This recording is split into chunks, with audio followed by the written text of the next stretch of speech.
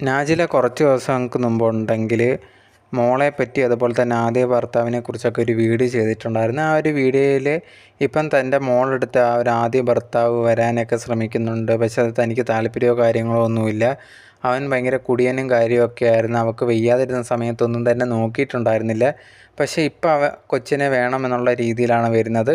എൻ്റെ മോളാണെങ്കിൽ ഇപ്പോൾ എൻ്റെ കൂടെയൊക്കെ ഇല്ല, എൻ്റെ അച്ഛൻ്റെ അമ്മയുടെയും കൂടെയാണ് നിൽക്കുന്നത് എന്നുള്ളൊരു കാര്യമൊക്കെ നാജില പറഞ്ഞിട്ടുണ്ടായിരുന്നു. അതിൻ്റെ മെയിനായിട്ടുള്ളൊരു സംഭവം എന്ന് പറഞ്ഞാൽ ഈ ഒരു ഷാനുമായിട്ടുള്ള ഇഷ്യൂ ആണ്. ഷാൻ കുടിച്ചിട്ട് വന്ന് എന്തോ ഉപദ്രവിക്കാൻ അടിക്കാനൊക്കെ ശ്രമിച്ചു എന്നുള്ള രീതിയിൽ നേരത്തെ കുറേയധികം പേര് പറഞ്ഞിട്ടുണ്ടായിരുന്നു. അപ്പോൾ അതിൻ്റെ കാര്യം കൊണ്ടാണ് ആ ഒരു കുട്ടി പോയെന്നുള്ള ന്യൂസൊക്കെ വന്നിട്ടുണ്ടായിരുന്നു. എന്തായാലും ആ ഒരു കാര്യത്തിൽ നാജില പറഞ്ഞപ്പോൾ എൻ്റെ കൂടെ കുട്ടിയില്ല, പക്ഷേ എൻ്റെ അച്ഛനും അമ്മയും ഉണ്ടെങ്കിൽ ആദ്യ ഭർത്താവുമായിട്ട് കുട്ടിയെ അടുപ്പിക്കാൻ ശ്രമിക്കുന്നുണ്ട്, അതിനെനിക്ക് താല്പര്യമില്ല എന്നുള്ള രീതിയിലൊക്കെ പറഞ്ഞിട്ട് വീഡിയോസും കാര്യങ്ങളൊക്കെ ചെയ്തിട്ടുണ്ടായിരുന്നു. അതിനകത്ത് ഈ ആദ്യ ഭർത്താവിനെതിരെ കുറേയധികം കാര്യങ്ങൾ പറഞ്ഞിട്ടുണ്ടായിരുന്നു. ഇപ്പോൾ ലേറ്റസ്റ്റായിട്ട് വരുന്നതെന്ന് പറഞ്ഞാൽ ഈ നാജില തന്നെ പറഞ്ഞൊരു കാര്യം എന്ന് പറഞ്ഞാൽ ഈ ഭർത്താവ് ഈ ഒരു നാജിലയൊക്കെ കോൾ ചെയ്തു എന്നുള്ള രീതിയിൽ അതിൽ പറയുന്നുണ്ട്.